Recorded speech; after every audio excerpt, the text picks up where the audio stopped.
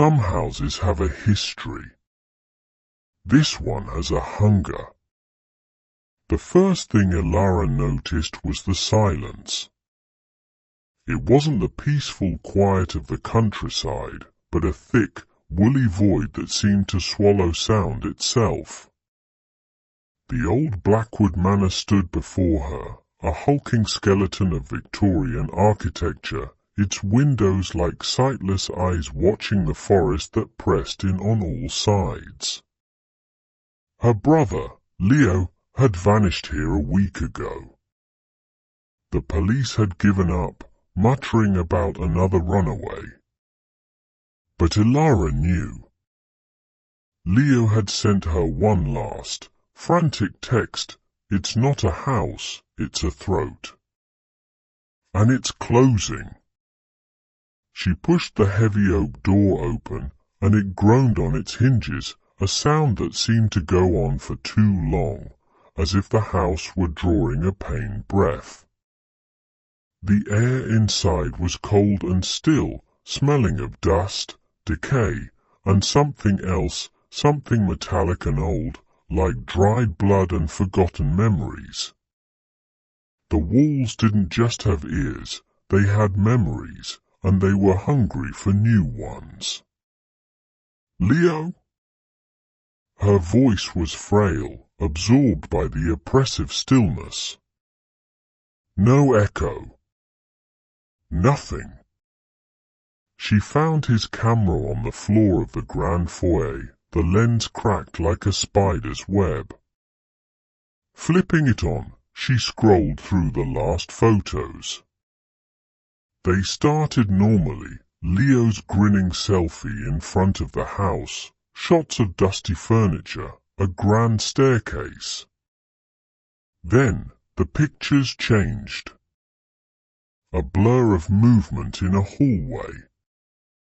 A face, pale and strained, peering from behind a curtain in the background, a face that hadn't been there when he took the shot. The final image was a chaotic smear of darkness and a single, wide eye pressed against the lens from inches away. It wasn't Leo's eye. A floorboard creaked upstairs. Not a random settling sound, but a deliberate, weight-bearing creak that travelled from the top of the staircase down the hall. Her heart hammered against her ribs. "Leo? Is that you?" The response was not her brother's voice. It was a chorus of whispers, seeping from the walls themselves, a tangled mess of fear, anger, and desperate pleas. "Turn back. It's too late for us. The foundation is built on bones. Join us." Elara stumbled back, her blood running cold. She spun around and ran for the front door, the only way out. Her hand closed on the cold brass knob, and she pulled. It didn't budge.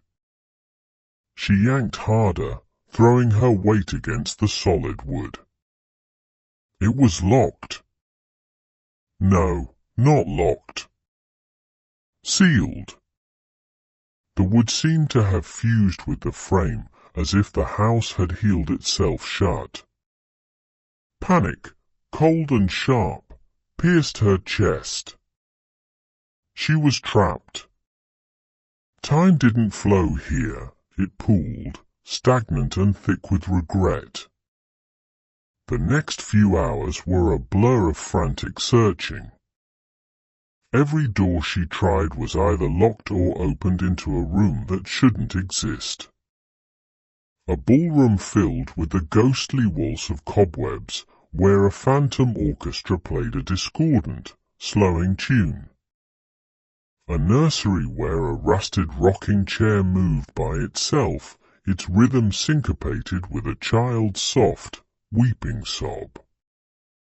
The windows showed only a swirling, impenetrable grey mist, even though it had been a clear autumn day when she entered. She found messages scratched into the floorboards, carved into the bedposts, written in dust on mirrors. I was here in 1922. My name is Thomas. It feeds on hope. Stop hoping. The voices are the only company you'll have left. In the study, she opened a ledger that glowed with a faint, sickly luminescence. It was a guest book, but the entries weren't signatures. They were names and dates, followed by a single, chilling word, assimilated. The list went back centuries. Alistair Blackwood, 1888. Eleanor Vance, 1919. Thomas Reeve, 1922. Dozens of them. The most recent entry was Leo's name, but the ink was still wet, slowly soaking into the parchment. Next to it, a fresh line was being drawn, waiting for her name. A cold dread, colder than the air in the house, wrapped around her spine. This was systematic. This was ritual. And then, in the library, she found him. Leo was crouched in a corner, knees drawn to his chest. He was gaunt, his eyes hollow and fixed on nothing. But it was his hands that horrified her most. They were pressed flat against the wall, and the wallpaper seemed to be slowly, almost imperceptibly, creeping up his fingers, embedding them into the surface. "Leo," she cried, rushing to him and trying to pull his hands free. They were cold and stiff. He flinched at her touch. "You shouldn't have come, Elara," he whispered, his voice raspy from disuse. "It lured you. It uses our love, our connections, to bring in new food." "Food for what?" "The house," he said, his gaze finally meeting hers. There was no light in them. "It's not made of wood and stone. It's a living thing. A prison. It consumes you slowly. First your time, then your sanity, and finally your voice. It collects our stories. They are the bricks and mortar." As he spoke, the whispers around them grew louder, more distinct. Elara could now make out individual voices, Thomas from 1922 sobbing about a lost love, a woman named Eleanor pleading for her baby, a man cursing his greed for buying the property. They were all still here, their essences absorbed, their stories becoming part of the house's endless, tragic narrative. "We have to get out," Elara insisted, pulling at his arms with renewed strength. The wallpaper gave a little, tearing with a sound like ripping flesh, and Leo screamed, a raw, agonized sound. "It's attached to me, Elara." "It's in my veins," he shrieked, and she saw with revulsion that thin, root-like filaments were indeed visible beneath his pale skin, pulsing with a faint, dark light. The house was claiming him on a cellular level. The true horror wasn't the being trapped, it was the moment you realized you were no longer alone in your own skin. Determined, Elara dragged a weeping Leo back to the foyer. She picked up a heavy cast-iron candelabra and swung it at the nearest window.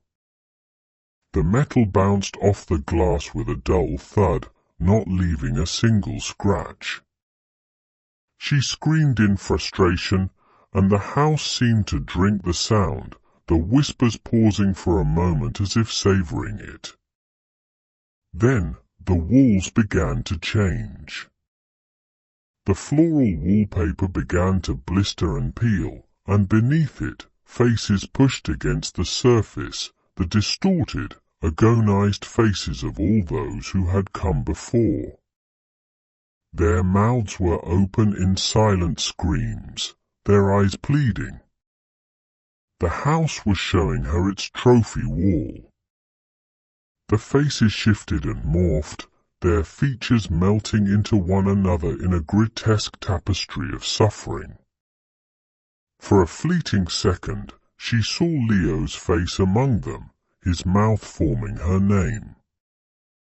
Leo sank to his knees, a low moan escaping his lips.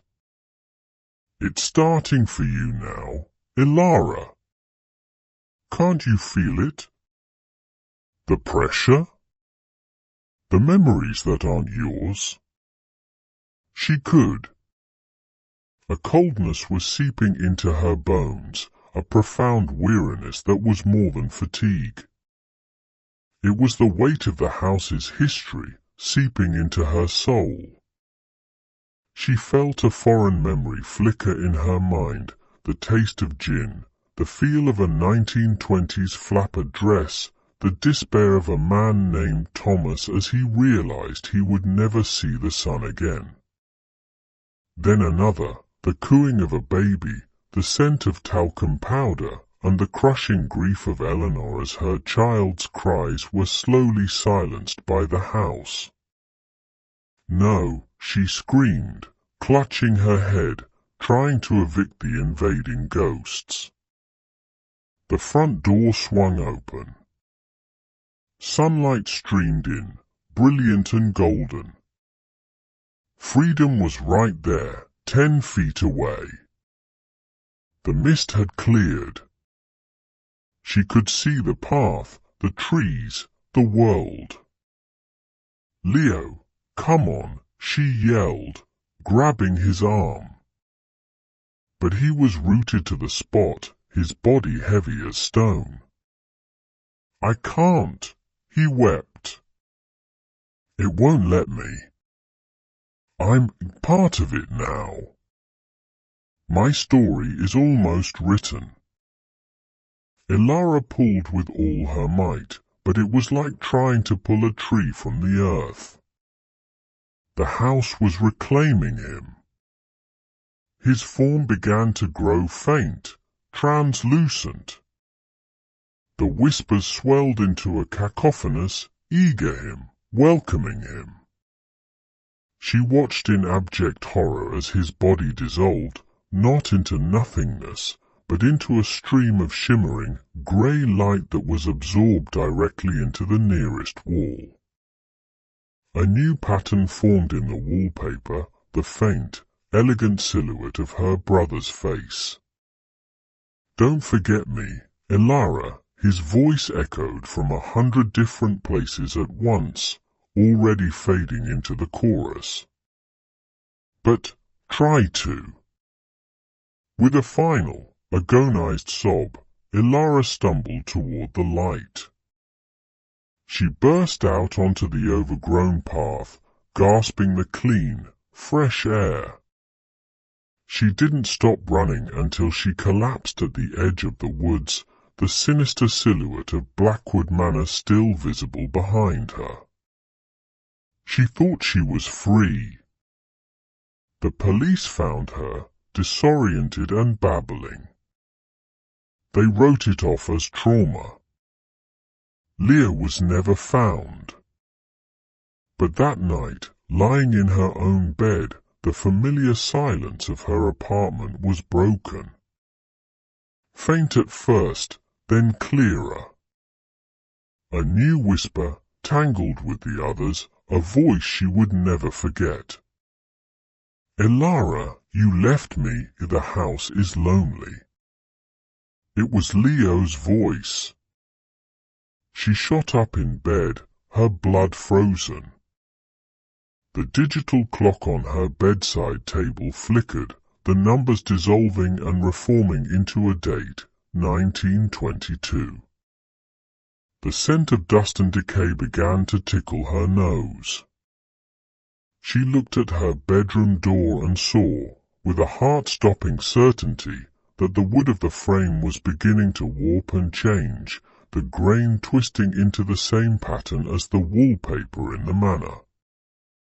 A cold, familiar pressure settled on the bed next to her. The weight of a presence. The house hadn't just let her go. It had planted a seed. A new annex. And it was growing right here in the heart of the city, built from the bricks of her grief and the memory of her brother's voice.